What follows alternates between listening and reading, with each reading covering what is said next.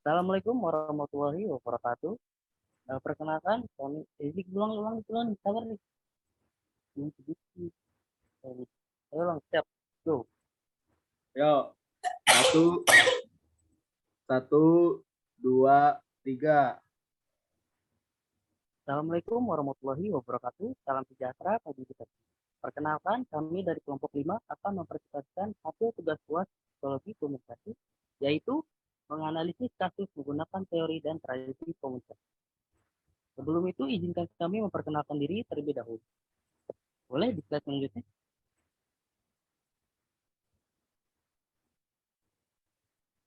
Ya, ini untuk nama-nama kelompoknya. Yang pertama ada Cinta Devina Maharani. Yang kedua ada Sofian Pandora, saya sendiri sebagai moderator. Yang ketiga ada Anastasia Amanda Ayu Safira. Dan yang terakhir ada Radin Karus. Boleh ke slide selanjutnya? Baik, menganalisis kasus dengan menggunakan teori atau tradisi berikut. Yang pertama, stimulus respon, yang akan dipresentasikan nantinya oleh Cinta Devina Maharani. Lalu ada komunikasi politik yang nantinya akan dipresentasikan oleh saya sendiri, Sofian Pandora. Lalu ada komunikasi persuasif yang nanti akan dipresentasikan oleh Anastasia Amanda. Lalu ada komunikasi kelompok yang nanti akan dipresentasikan oleh Radin Karus. Boleh kasih itu?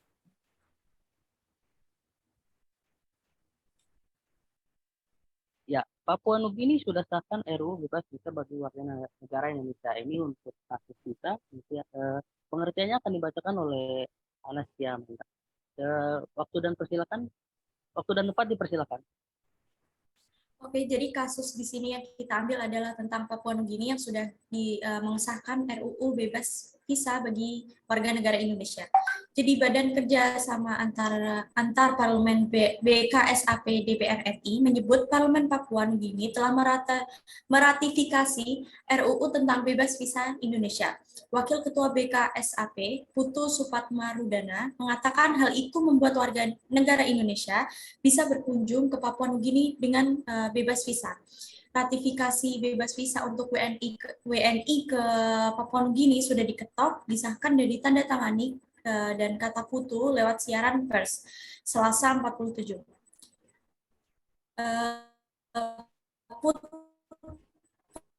Putu mengatakan undang-undang bebasnya sejak lama. Putu sendiri bolak-balik ke Papua Nugini berulang kali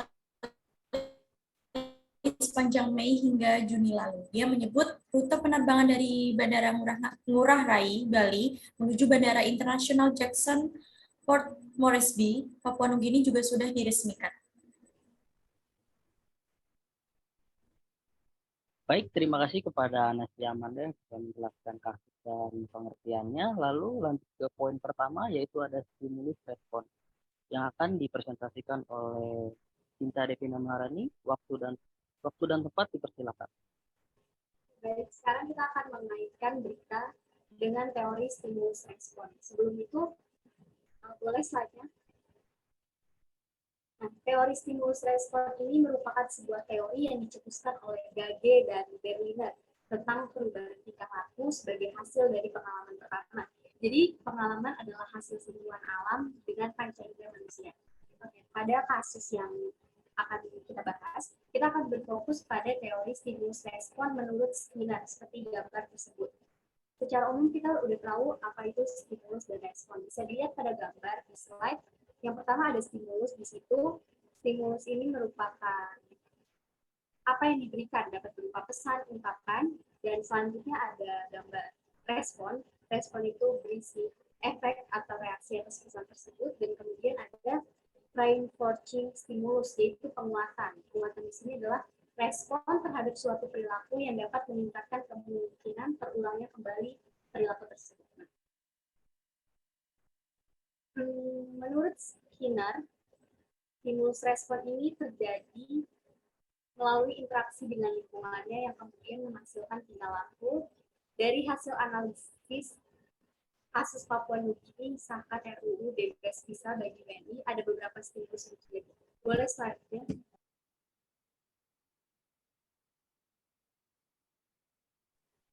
Lanjut slide.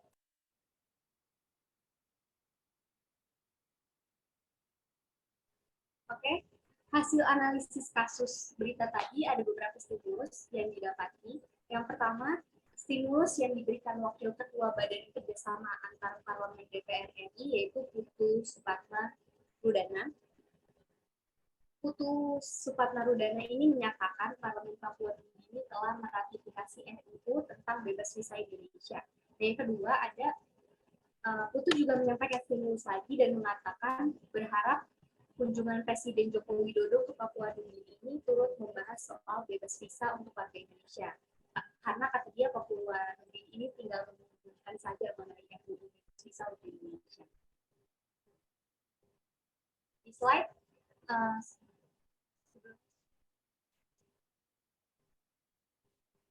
balik lagi ke depan. Lagi.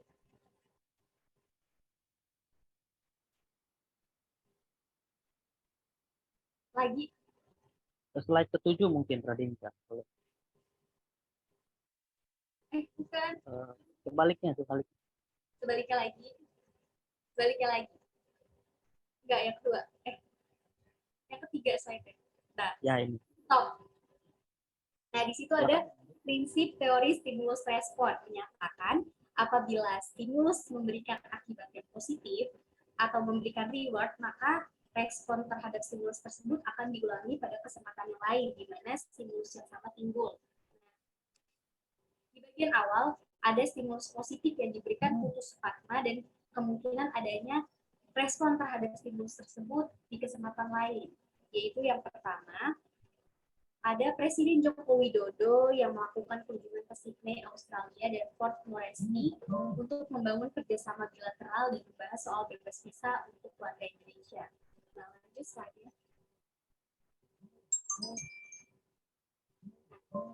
Skinner juga mengatakan stimulus yang disampaikan Putu yang berisi harapan agar bebas visa bisa terwujud. Keterwujudan itu karena adanya respon dan efek yang baik dari Papua Nugini dan juga Presiden lewat kunjungannya yang berhasil memperoleh harapan atas stimulus tersebut dengan menyampaikan bahwa warga Indonesia bebas visa masuk ke Papua Nugini. Skinner di situ mengatakan respon yang diterima seseorang tidak sesederhana itu karena stimulus-stimulus yang diberikan akan saling berinteraksi. Seperti stimulus yang disampaikan Wakil Ketua Badan Kerjasama Antar Parlemen DPR RI, Putu Supatma tersebut bisa saling berbalasan atau saling berinteraksi terhadap stimulus yang diberikan Presiden Joko Widodo atau stimulus yang diberikan Presiden Joko Widodo dapat berinteraksi dengan stimulus yang diberikan Papua Nugini saat kunjungan kerjasama bilateral. Nah, antar stimulus itu akan mempengaruhi respon yang dihasilkan. Respon yang dihasilkan ini memiliki konsekuensi. Jadi ini yang mempengaruhi munculnya perilaku. Itu dari Slavin 2000. Bisa dilihat, jika dari awal stimulus yang diberikan itu adalah hal yang positif, selanjutnya stimulus tersebut akan berproses pada Presiden Joko Widodo, masyarakat Indonesia, negara tetangga, termasuk Papua Nugini, dan menghasilkan respon yang baik dan memunculkan perilaku yang baik dan dapat dinikmati bersama. Pada kasus tersebut, stimulus menghasilkan efek yang baik dan dapat dinikmati bersama. Yang pertama, momentum ini dapat meningkatkan hubungan kedua negara bilateral antara Indonesia dengan Papua Nugini, baik hubungan konektivitas, ekonomi, investasi, pariwisata, sosial budaya, dan pertahanan keamanan. Dan yang kedua, BUMN dapat ikut membangun investasi dan membangun berbagai hal karena memang potensi dari Papua Nugini cukup besar. Dari stimulus ini kita dapat memahami tingkah laku seseorang secara benar. Kita harus memahami hubungan antara stimulus serta memahami konsep yang mungkin dimunculkan dan berbagai konsekuensi yang muncul akibat respon tersebut. Skinner juga mengemukakan bahwa dengan menggunakan perubahan-perubahan mental sebagai alat untuk menjelaskan tingkah laku hanya akan menambah rumitnya masalah, sebab setiap alat yang digunakan perlu menjelaskan lagi bentuknya. Itu saja dari teori stimulus. Baik, terima kasih kepada Cinta Devina Maharani yang telah mempresentasikan hasil presentasinya. Lalu lanjut ke poin kedua, yaitu komunikasi politik. Pengertian beserta analisis akan dipresentasikan oleh saya sendiri, Papian Pandora. Boleh ke slide selanjutnya? Ya, komunikasi politik adalah komunikasi yang, bentar ya. Ya, komunikasi politik adalah komunikasi yang melibatkan pesan-pesan politik dan aktor-aktor politik atau berkaitan dengan kekuasaan, pemerintahan, atau kebijakan pemerintah. Dengan pengertian ini, sebagai sebuah ilmu terapan komunikasi, bukanlah hal yang baru. Komunikasi politik juga bisa dipahami sebagai komunikasi antara yang memerintah dan yang diperintah. Dan menurut Gabriel Almond, 1960, komunikasi politik adalah salah satu fungsi yang selalu ada dalam setiap sistem politik. Komunikasi politik terdiri dari berbagai unsur. Antara lain, pertama, komunikator politik. Komunikator politik adalah mereka yang memberi informasi tentang hal-hal yang mengandung makna mengenai politik.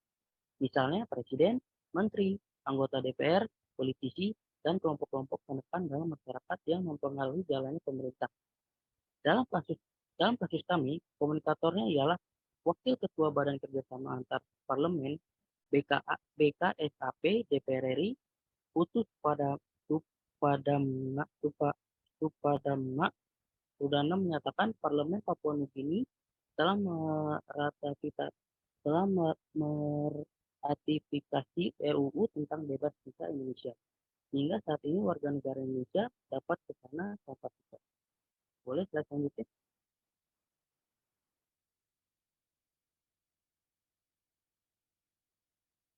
Slide selanjutnya boleh? Ya. Yang kedua ada pesan politik. Pesan politik ialah pernyataan yang disampaikan baik secara tertulis maupun tidak tertulis. Bentar. Ya, pesan politik ya. Pesan politik ialah pernyataan yang disampaikan baik secara tertulis maupun tidak tertulis, baik secara verbal maupun non-verbal, tersembunyi maupun terang-terangan, baik yang disadari maupun tidak disadari, yang isinya mengandung politik. Misalnya, politik pidato, pernyataan politik, buku, brosur, dan berita surat kabar mengenai politik. Dalam kasus kami, pesannya ialah memberitahu kepada masyarakat bahwa Papua Nugini sudah sahkan RU bebas visa bagi warga negara Indonesia. Lalu yang ketiga ada saluran dan media politik. Saluran atau media politik ialah alat atau sarana yang digunakan oleh para komunikator dalam menyampaikan pesan politiknya. Misalnya media cetak, media elektronik, media online, komunikasi sosialisasi, komunikasi kelompok yang dilakukan oleh partai, organisasi masyarakat. Dalam kasus kami, saluran atau media yang digunakan yaitu media cetak seperti koran, majalah.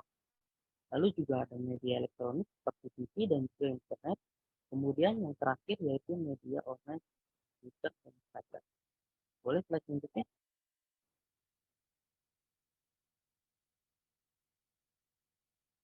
Ya, yang keempat ada sasaran dan target politik. Sasaran adalah anggota masyarakat misalkan dapat memberikan dukungan dalam bentuk pemberian suara kepada partai atau kandidat dalam pemilihan umum. Mereka adalah pengusaha, pegawai negeri, buruh, pemuda, perempuan, mahasiswa, dan semacam. Dalam kasus kami, sasaran atau targetnya ialah dengan bebasnya visa di Papua Nugini untuk warga negara Indonesia bisa memudahkan akses warga negara Indonesia untuk berkunjung ke Papua Nugini tanpa visa, baik dalam hal pekerjaan atau lainnya. Yang terakhir ada pengaruh atau efek komunikasi politik. Efek komunikasi politik yang diharapkan adalah terciptanya pemahaman terhadap sistem pemerintahan dan partai-partai politik, keaktifan masyarakat dalam partisipasi politik, di mana nantinya akan berdampak pada pemberian suara dalam pemilihan umum. Dalam kasus kami, pengaruhnya ialah dengan sahnya UU tentang Papua Nugini bebaskan visa untuk warga negara Indonesia, agar menjadikan akses warga negara Indonesia ini ke Papua Nugini jauh lebih mudah dan juga bentuk hubungannya yang erat antar kedua belah pihak. Baik, itu presentasi bagian politik dari saya. Kita bisa melanjutkan ke poin selanjutnya yaitu komunikasi persuasif. Pengertian beserta analisis kasusnya akan dipresentasikan oleh Asia Aksa. Waktu dan tempat persilakan. Oke, di sini saya akan melanjutkan tentang komunikasi persuasif, pengertian beserta analisis kasusnya. Jadi bisa.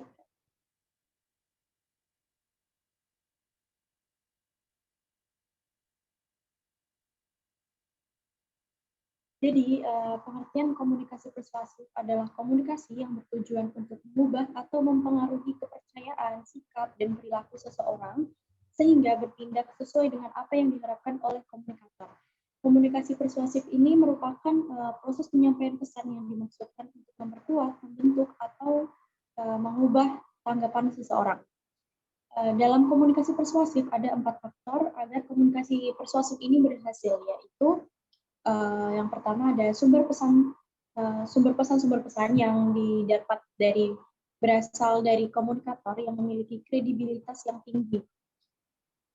Di kasus yang akan dibahas yang menjadi sumber pesan ialah Wakil Ketua Badan Kerjasama Antar Parlemen atau BKSAP DPR RI, yaitu Putu Supatmarudana. Slide selanjutnya. Yang kedua ada pesan itu sendiri, di mana pesan yang disampaikan ialah menyatakan bahwa kunjungan Pak Presiden Joko Widodo yang ketiga kali selama beliau 9 tahun menjabat presiden itu pantas diapresiasi. Presiden tentu saja ingin hubungan kerjasama bilateral kedua negara ini bisa berjalan lebih baik ke depannya.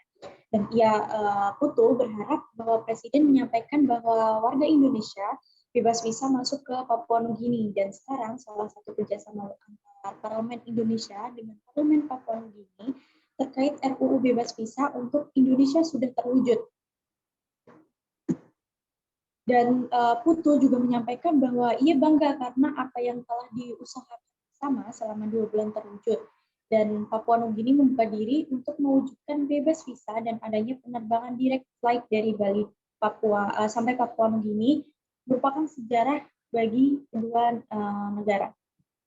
Yang ketiga ada pengaruh lingkungan. Yang menurut Putu adanya bebas visa dari Papua Nugini ini dapat meningkatkan hubungan kedua negara bilateral antara Indonesia dengan Papua Nugini, baik hubungan konektivitas, ekonomi, investasi, pariwisata, sosial budaya, dan pertahanan keamanan.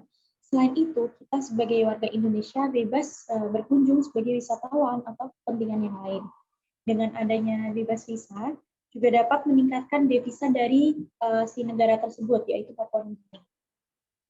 Slide selanjutnya.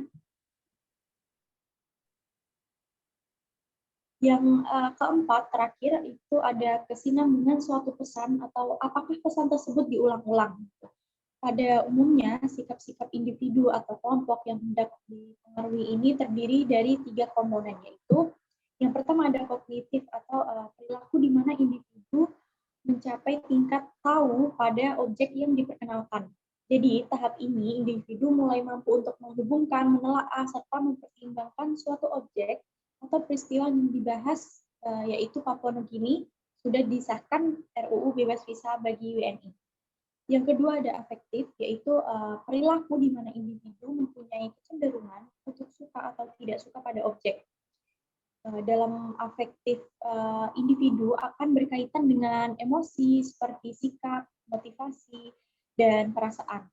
Dalam kasus yang dibahas, Putu Supatmarudana menyatakan bahwa kunjungan Pak Presiden Joko Widodo yang ketiga kali selama beliau 9 tahun menjabat presiden itu pantas diapresiasi, dan berharap Presiden menyampaikan bahwa warga negara Indonesia bebas visa masuk ke Papua Nugini.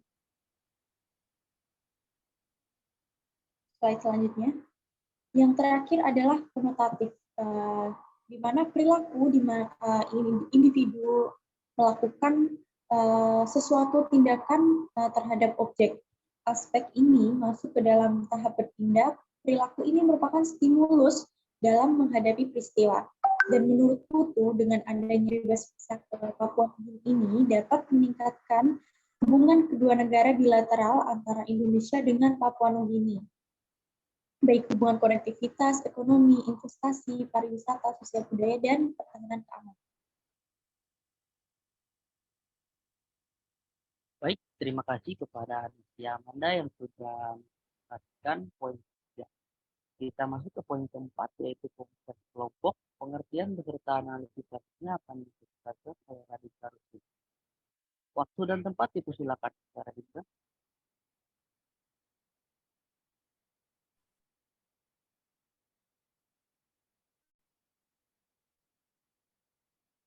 Oke, saya akan melanjutkan pembicaraan dari Anastia Amanda, yaitu saya komunikasi kelompok, pengertian beserta analisis kasusnya. Komunikasi kelompok adalah sekumpulan orang-orang yang terdiri dari 2 atau 3 atau bahkan lebih. Kelompok memiliki hubungan yang intensif di antara para anggotanya. Hubungan di antara mereka merupakan komunikasi antara Indonesia dengan Papua Nugini yang memiliki hubungan kerjasama bilateral. Indonesia berharap adanya bebas visa untuk masuk ke Papua Nugini dapat meningkatkan hubungan kedua negara bilateral tersebut, baik hubungan konektivitas ekonomi lalu dengan disahkannya RUU ini. Salah satu kerjasama antara Parlemen Indonesia dengan Parlemen Papua Nugini terkait RUU bebas visa untuk Indonesia sudah terwujud.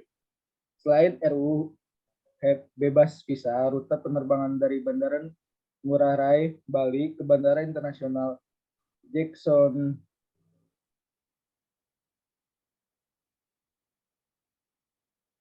Bentar, ada sedikit ini nih. Maaf. Ya, tidak apa-apa, Raditya. Tiba-tiba kok kayak gini, anjir.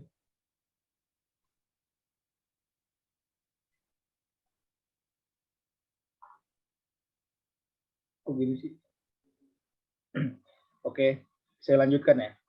Selain Ya, RUU bebas visa, rute penerbangan dari Bandara Ngurah Rai, Bali ke Bandara Internasional Jackson Port Moresby, Papua Nugini juga sudah dibuka.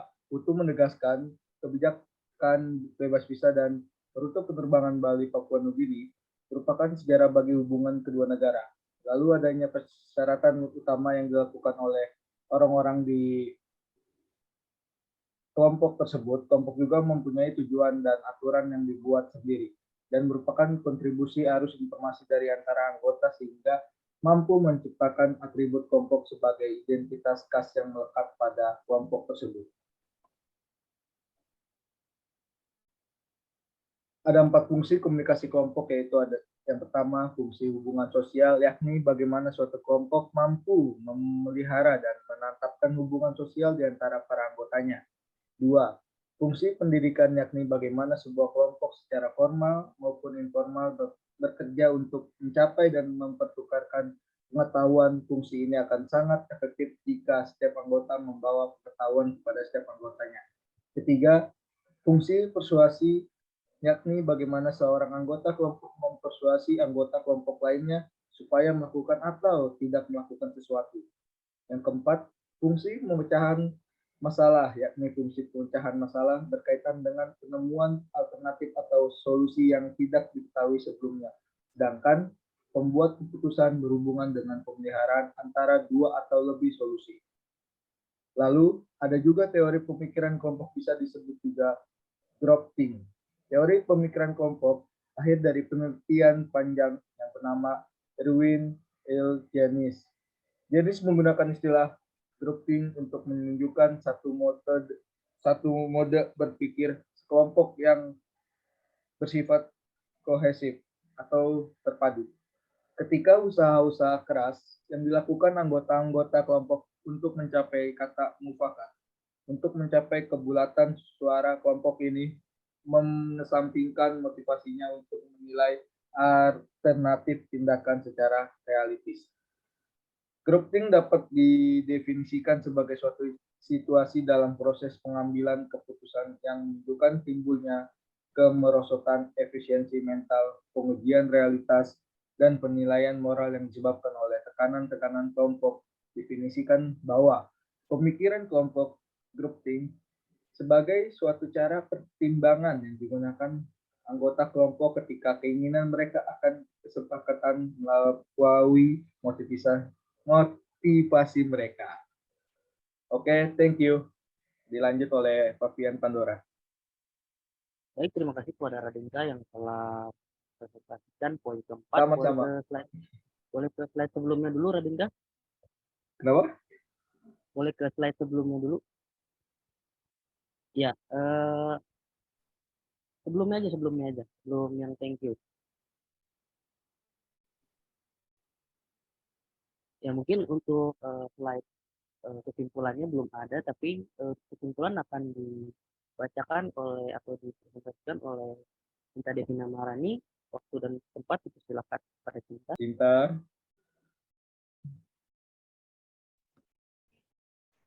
Selain di sini kita bisa melihat bahwa dari hasil analisis terhadap kasus memiliki stimulus respon yang terjadi melalui interaksi lingkungan yang kemudian menghasilkan tingkah laku dari para komunikator dan komunikasi. Komunikasi tersebut juga melibatkan pesan-pesan politik atau berkaitan dengan kekuasaan dan kebijakan pemerintah yang di dalamnya juga bertujuan untuk mengubah, mempengaruhi kepercayaan, sikap, dan perilaku seseorang sesuai dengan apa yang diharapkan.